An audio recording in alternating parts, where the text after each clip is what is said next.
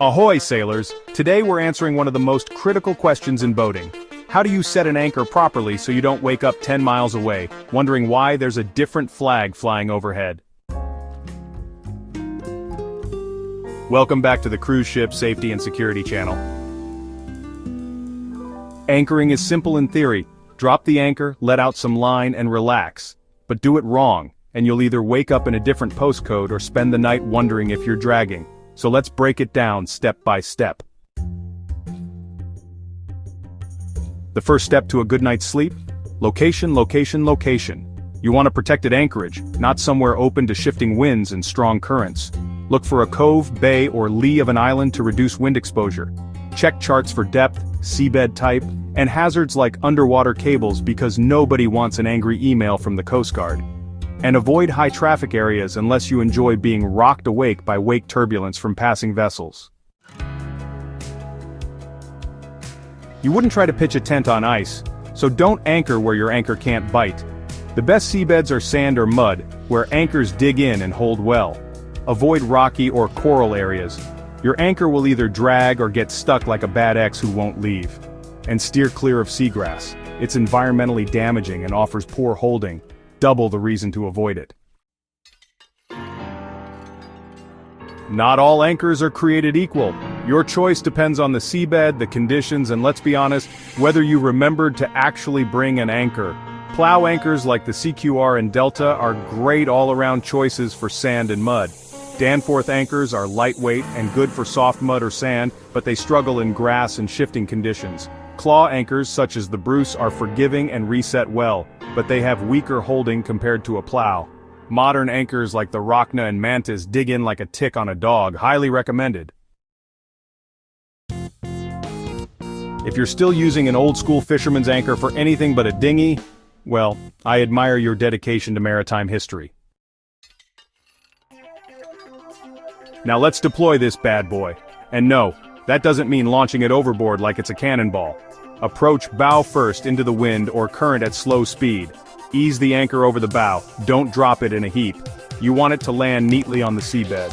Pay out rode, whether chain or rope, gradually, allowing the anchor to settle naturally.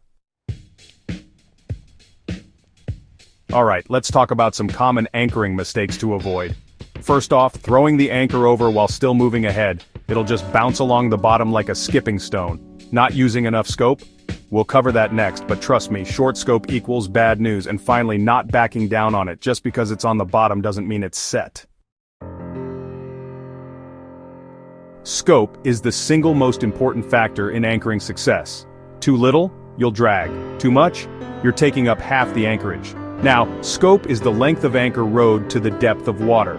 Minimum scope is 5-to-1, meaning for every 1 meter of depth you need 5 meters of rode. In bad weather, go 7-to-1 or even 10-to-1 for extra holding power. If you're using all chain rode, you can get away with less because of its weight, but if you're using rope, more scope is always better. Time to see if this thing actually holds. Once you've let out enough scope, apply gentle astern propulsion to lay out the rode in a straight line. Increase throttle astern gradually, not full speed, until you feel resistance.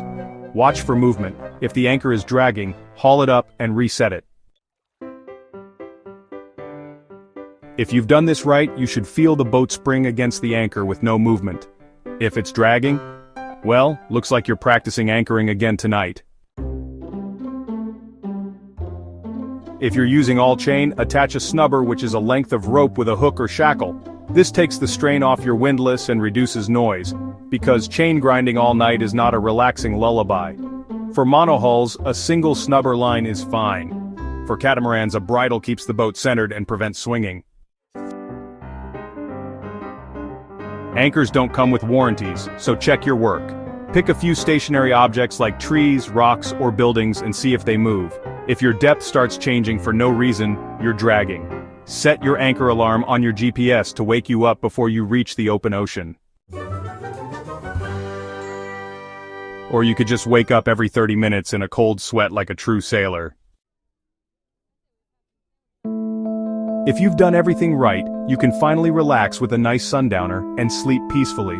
Or, You can spend the night worrying that your anchor is dragging, even though you triple-checked it.